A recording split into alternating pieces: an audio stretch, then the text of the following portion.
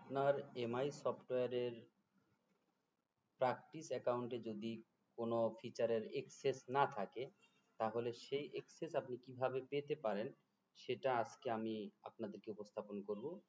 আপনারা প্রথমে সেটিং অপশনে চলে যাবেন এবং এখানে কোম্পানি সেটিং পাবেন।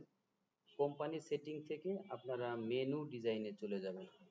মেনু ডিজাইন থেকে আপনারা যে অ্যাকাউন্টিং মডিউল আছে এই মডিউলে দেখতে পাবেন যে আপনার কি কি ফিচার আছে।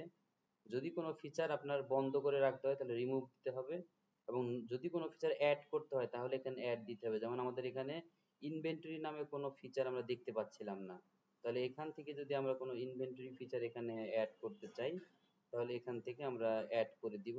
এবং ইনভেন্টরি রিপোর্ট আছে, এখানে রিপোর্টটাও আমরা অ্যাড করে দিলাম। তাহলে যেটা হলো আমাদের রিপোর্টটা চলে আসবে এবার। তাহলে এখন আমরা যদি এখানে রিফ্রেশ দিই তাহলে আমাদের ইনভেন্টরি নামে ফিচারটা এখানে আসা উচিত।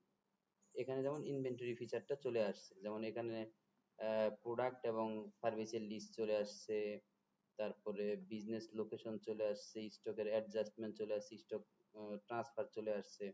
এখানে মোটামুটি সবগুলো জিনিস এখানে চলে আসছে।